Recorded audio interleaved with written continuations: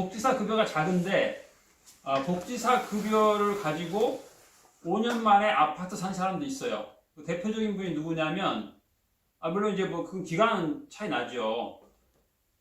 사실 월급 받아가지고 집 사기 쉽지 않아요. 뭐 저희 아들이 경제학을 전공했는데 경제학 쪽으로 계산하면 아주 시간 많이 걸려요. 그런데 저기 오산대학교의 노 교수님이라는 분이 있어요. 참 훌륭한 분인데 그분 이제 부인이 간호사니까 사실은 간호사가 복지사보다는 급여가 조금 높아요. 그런데 이제 복지 마인드가 있으니까 남편이 일하는 장애인 그 시설에 가서 같이 일한 거예요, 직원으로. 그러니까 어떻게 장애인 그 간호사가 아침, 점심, 저녁을 해서 먹이고 남는 건 자기 둘이 먹는 거야. 그리고 어떻게 돼? 장애인 시설은 조금 외딴 곳에 있어요. 거기서 출퇴근하기 어려워요. 가서 그냥 사는 거야. 그러면 해결 다 되잖아. 난방비 다 해결되는 거야. 그래가지고 이분들은 아주 빠른 시일 내에 두 사람 월급을 쓸 일이 없더라는 거야. 너무 바쁘니까. 장애인들은 새벽부터 밤까지 나 도와줘 그러잖아. 너무 바빠가지고. 그러다 보니까 통장에 월급이, 연봉이 두 사람께 고스란히 쌓여가지고 신속하게 아파트를 샀대요. 그러니까 부정적으로 보면 이거 받아가지고는 아파트는커녕 전세금도 못 마련하겠다. 이게 객관적으로 그렇게 돼요. 그런데 사실은 달라. 내가 복지 마인드가 충만하면 돈 쓸 일이 없어. 왜냐? 장애인들 도와줘야지 내가 언제 돈 쓰겠어. 그리고 굉장히 빠르게 아파트를 샀다는 거예요, 이분 같은 경우는. 빨리 사니까 어떻게 돼? 옛날에 샀으니까 싸게 사서 지금은 엄청나게 올랐으니까 부자가 된 거죠. 그러니까 이렇게 부정적으로 생각하면 한이 없어요. 근데 이제 모든 곳에는 다 긍정적인 면이 있어요. 아까 제가 얘기했죠. 인턴이 그 고등학교 때 전국 1, 2등 상위 0.1% 들어가가지고 자기 친구들은 대기업 가서 많이 받는데 자기는 이격 받으면 실망해야 되잖아. 그런데 바빠가지고 돈 쓸 일이 없고 이대로만 계속 가면 한 달에 8만 원밖에 안 쓰고 통장에는 250 나오고 1년만 모으면 바로 몇천이 되고 그런 좋은 느낌도 있더라는 거예요. 그래서 여러분들이 생각하기 나름이에요. 그래서 이 복지사 급여가 작지만 하여튼 즐기면 되는 거예요. 가난도 즐길 수 있어요. 예. 성경에 보면 그 유대한 사람들은 아주 가난을 엄청나게 즐겼어요.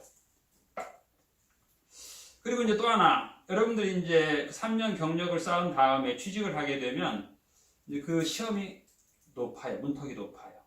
그런데 그걸 뭐 한두 달 공부해서는 힘들고 여러분들이 이제 자격증을 따게 되면 바로 공부를 시작하세요. 그 문제지는 그냥 일반 기업 입사 문제예요. 비슷해요. 뭐 대기업이나 중소기업 비슷해요. 그런데 오랫동안 공부하면 돼요. 오랫동안. 그러니까 3년의 기간을 두고 그 문제집 한 권 사가지고 꾸준히 읽어보는 거예요. 꾸준히 읽어봐서 합격하게 되면 물론 이제 IQ 좋은 사람 합격하죠. 근데 문제는 면접에서 떨어져요. 면접이 어려워요. 예를 들면 자기소개 써라 그랬는데 만약에 저를 예를 들어서 나는 63년도에 부산에서 태어나서 황등에서 살다가 군산 고등학교를 졸업하고 서울에서 대학원 졸업하고 공군 장교로 5년 있다가 전역했다. 그건 그 면접관이 볼 때는 전혀 이 직장에 적합하지 않은 자기소개서예요. 맞기는 맞는데 그 자기소개서에는 무엇이 있어야 되냐면은 나는 이 직장에 특화된 인생의 경험이 있다. 이걸 써야 되는 거예요. 그리고 이 직장에 특화된 경력이 있다. 그 다음에 이 직장에 특화된 열정이 있다. 이걸 쓰면 되는 거예요. 그런데 이걸 쓰면 되는 게 아니라 거기에 적합한 증빙 서류가 있어야 돼요. 예를 들면 나는 사회복지사로서 사회복지 블로거를 운영을 했는데 회원이 가입을 했는데 5,000명이다. 이러면 뭐 두말 할 게 없죠. 예. 이런 거.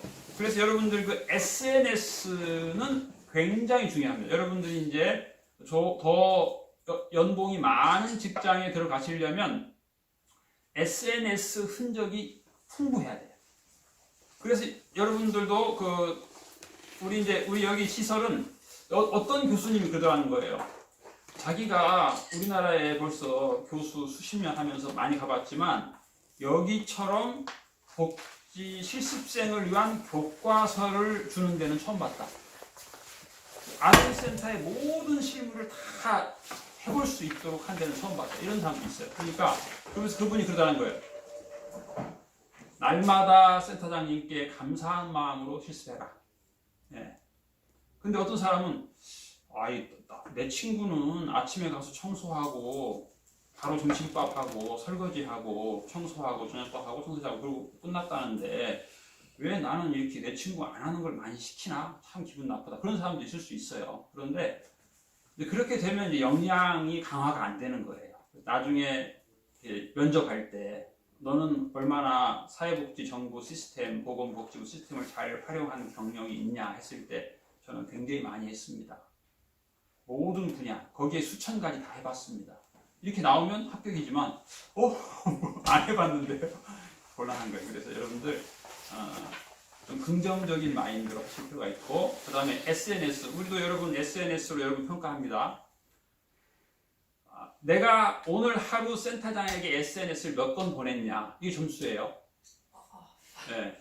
그러니까 나는 오늘 내가 한 내용을 사진 찍어서 유튜브에 올렸다. 그걸 캡처해가지고 내 카톡에 보내주는 거예요. 그 다음에 이제 또 서비스도 여러분이 한 문서 작성한 거 문서로만 보내는 게 아니고 우리 단체 톡이 있잖아요. 거기다가 이미지로 보내주는 거예요. 서비스 하는 거죠. 왜냐하면 또 사람이 그걸 열어야 되는데 어떤 사람은 또 그거 한글이 안 깔려있다고 그러니까 이미지로 사진처럼 보내주면 돼요. 그게 힘들면 자기 남편한테 일단 보냈다가 거기서 보낼 때 이미지로 바꿔서 보내도 되고, 이렇게 해서 SNS 경력이 화려해야 연봉이 많은 이 시립 기반장으로 갈 수 있다. 이거 간단한 것 같지만 이게 없어가지고 몇 년째 떨어지는 사람이 한둘이 아니에요. 그러니까 여러분들이 제 친구 같은 경우는 자기 아침 먹은 것도 찍어 올리고 점심 먹은 거 찍어 올리고 그런 친구 있어요. 옛날에는 안 친했는데 그러다 보니까 친해지더라고. 마인드가. 여러분도 마찬가지예요. 부지런히 그렇게 소통을 하면 저하고 친해지는 거고, 그러면 평생 멘토가 될 수 있어요. 제가 이번에 시립기관 시험 봤는데 시험은 합격했는데 면접에서 떨어졌어요. 이유가 뭘까요? 물어봐야지. 그렇죠? 네. 안 그러면 3년, 5년 계속 떨어지거든요. 그러니까 그런 것들을 이제 여러분 실습 교수도 그런 분이 있더라고. 여러분이 나를 평생 멘토로 사용해라. 연봉이 많은 대로 이직할 때 필요한 노하우도 배우고 다양한 것들 또 경력을 쌓아야 되고 이게 하루아침에 되는 게 아니고, 여러분 대학 홈페이지에 있는 서식 다운받으셔서 내일 모레 쉬는 날 빈칸을 다 채우세요. 뿐만 아니라 거기 보면 최종 성적표가 있어요. 성적표를 여러분들이 중간 평가를 하는 거예요. 어떤 대학은 중간 평가서를 내라고 하는 데도 있고 어떤 데는 내라고 하지 않는 데도 있는데, 중간 평가를 여러분 셀프 채점을 하세요. 그래가지고 그걸 제출하세요. 저한테 다 카톡으로 이미지로 다 보내는 거예요. 그러면 여러분들이 아는 거예요. 나는 지금 며칠 남았는데 내가 채점해 보니까 이게 좀 약하다. 그걸 느끼게 돼요. 지금 저희 둘째 아들이 지금 고시원에 살고 있는데 며칠 전에는 자기 성적표를 자기가 모의고사를 7번을 봤다고 하면서 다 보여주더라고요. 첫 번째 공부에서는 얘 때문에 평균 60점이 안 됐는데 두 번째는 평균 60점이 됐고 또 계속해서 지금 60 몇 점인데 다음번에는 평균 70이 나올 것 같다. 그러니까 평균 60이 되면 합격하는 거예요. 그렇게 체크를 하니까 좋잖아. 서로 좋죠. 자신감도 생기고 여러분들도 체크해가지고 중간평가를 하시고, 그 다음에 실습 교과서 그걸 가지고 여러분이 안배를 하는 거예요. 물론 이제 거기 예시가 있는데 그 예시는 조금 비과학적이에요. 왜냐면 개수로 돼 있잖아. 그리고 어떤 사람은 55개 최종 성적표도 개수로 이렇게 나누는 사람이 있어요. 그건 이제 뭘 모르는 거예요. 뭘 모르면 그렇게 해요. 그걸 자세히 제가 얘기했죠. 10번 이상 읽거라 그랬죠. 옛날에는 그랬죠. 100번을 읽으면 다 이해된다. 옛날에는 그랬어요. 유교에서는. 근데 10번 읽으시면 이해가 되니까 그걸 가지고 계획하는 거예요. 그래서 55개다 그러면 첫날은 한 20개 처리할 수 있겠다. 그게 맞아요. 40번 정도 가게 되면 한 개지만 이틀 동안 해야 돼. 이렇게 되는데 개수로 첫날 5개, 첫날 5개 이렇게 계획 세우면 안 돼요. 끝까지 10번을 읽고 계획을 세우는 거예요. 교과서도 마찬가지예요. 교과서도 그렇게 한번 여러분들이 쫙 한번 훑어보시고 계획 세우고 그 다음에 이걸 붙여서 하지 마시고 붙여서 하는 게 장점은 한눈에 볼 수 있다는 건데 이게 너무 편차가 심하잖아요. 교과서는 하루에 뭐 서너 개 하는데 여기는 하루에 20개 하려면 편차가 심하니까 이걸 떼서 하세요. 떼서 1일차에 20개 하겠다. 2일차에 뭐 이렇게 하겠다. 이런 식으로 해서